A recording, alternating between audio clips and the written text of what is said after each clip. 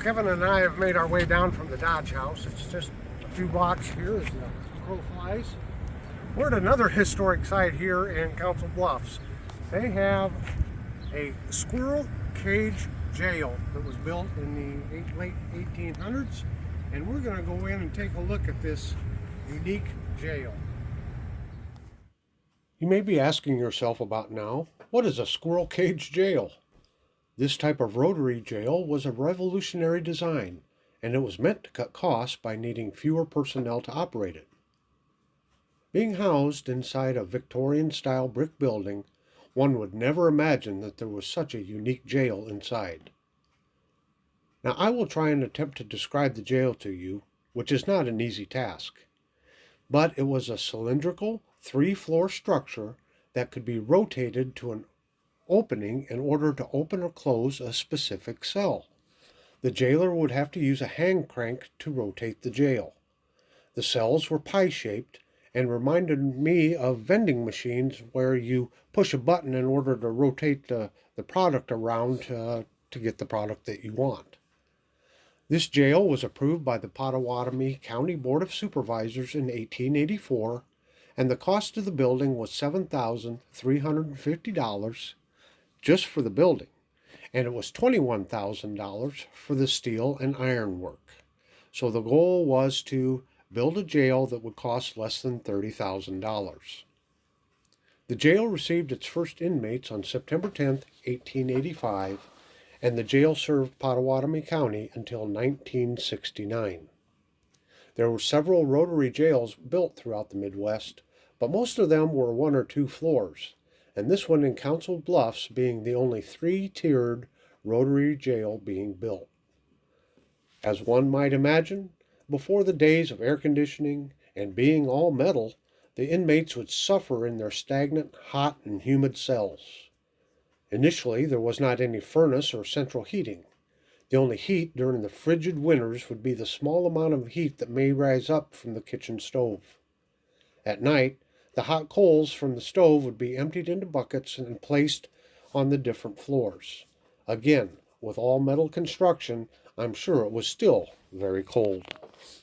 Another important fact here was that the inmates wore their own clothes, they were not issued uniforms, and they were allowed to shower once a week. Again, there was no water heater, so just imagine taking a cold shower in the middle of the winter in an all-steel structure. The jailer's wife, also known as the jail matron, oversaw preparing all the food for the inmates. The matron was allowed to enlist trustees to assist with the preparation of food. The matron could be cooking for up to 90 people per mealtime. The stove in this room is the original stove and was the main source of heat for the first 20 years. The matron would get up and start the stove, warm up coal, and distribute the coal around the building. After that, steam heat was put into the building. The steam was pumped over from the original courthouse. The door on the southern wall was installed during the 1920s, along with a summer kitchen.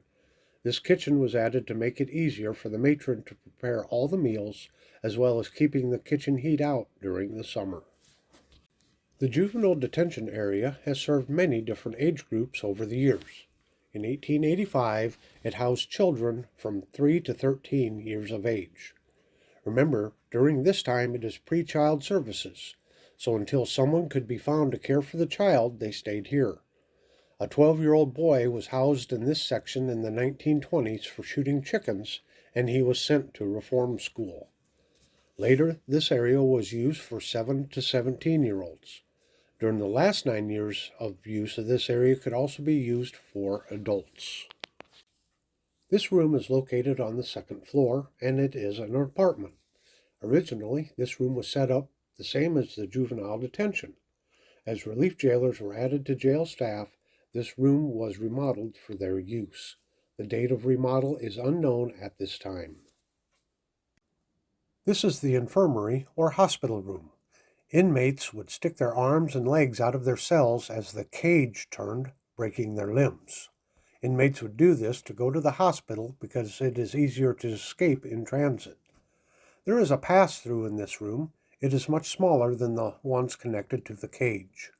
This room could also be used as punishment in the summer and a reward in the winter because of the extreme temperatures in this room.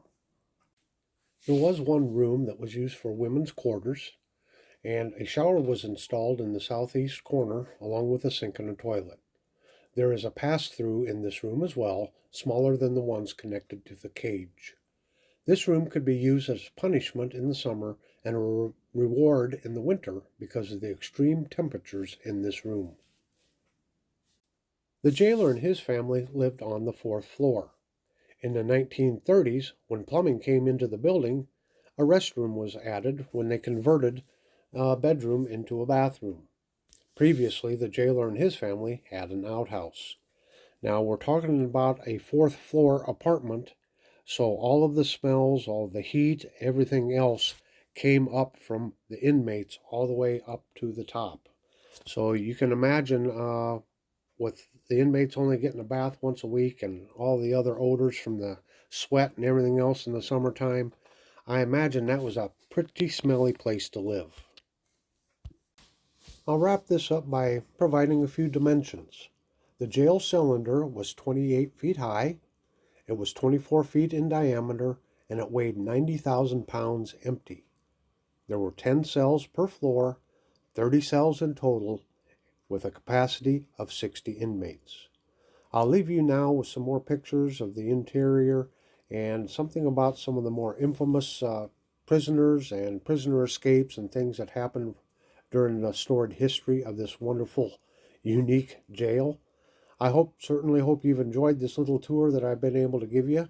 And on behalf of Kevin and I, please have a very delightful day.